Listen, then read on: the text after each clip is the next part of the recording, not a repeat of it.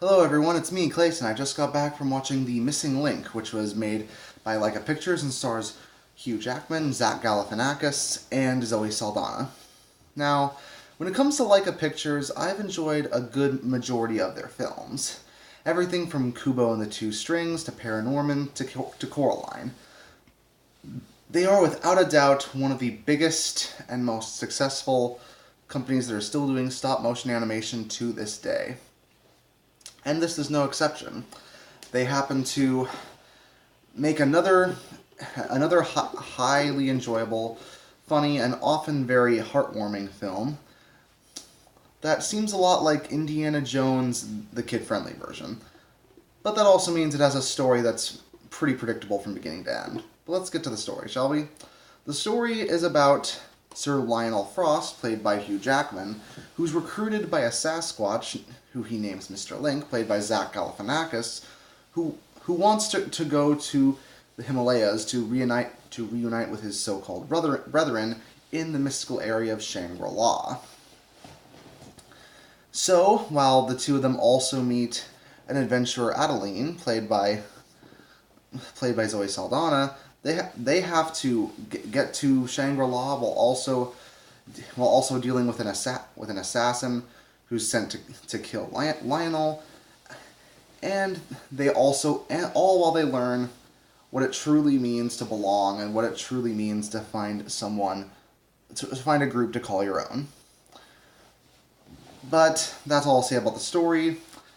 Because the story itself really isn't anything special. It's something we've seen a million times in other films, and this one doesn't really have any new twists to make it any less predictable. But that often doesn't matter in this film because it happens to tell its story pretty well, having a good mix of drama and comedy and some witty banter between especially Zach Galifianakis and Hugh Jackman. That's probably because the characters themselves are pretty good too. Lionel Frost is sort of the typical quirky, adventurous type, the overzealous adventurer. But Hugh Jackman does give him a lot of charm, and he does have a significant amount of character development throughout the film.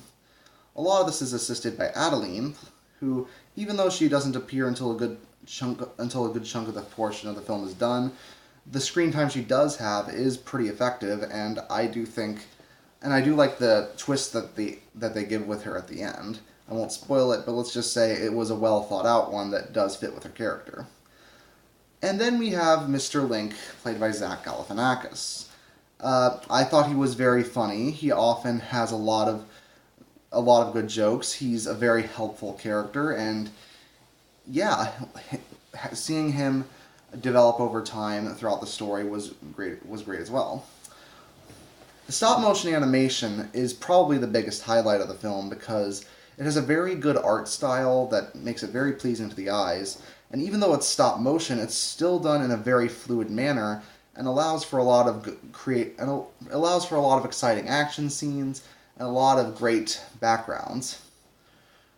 Basically, it's the stop-motion animation that Leica's been known for, and it really should be appreciated when it comes to how much work goes into their films. But there are some flaws. Other than the predictable story, I also think the villains of the film were pretty basic. They're basically just the stuffy British gentleman and the American assassin that don't really have anything else to them outside of just being antagonists to the main character. They don't have any real sense of sympathy. They aren't really that memorable as characters. You've seen these guys a million times before. They're forgettable. Granted, there are some characters who are antagonistic later on that I do consider a little bit interesting, but they would go into spoiler territories, and they're only in the film for about 15 to 20 minutes tops, so this film really isn't that major when it comes to the villains. But with that being said, with a pleasing animation style, well-done characters, and some solid writing, I do think The Missing Link is a good family film, especially if you want a kid-friendly adventure story. So, I give The Missing Link a 7.5 out of 10. See you next time.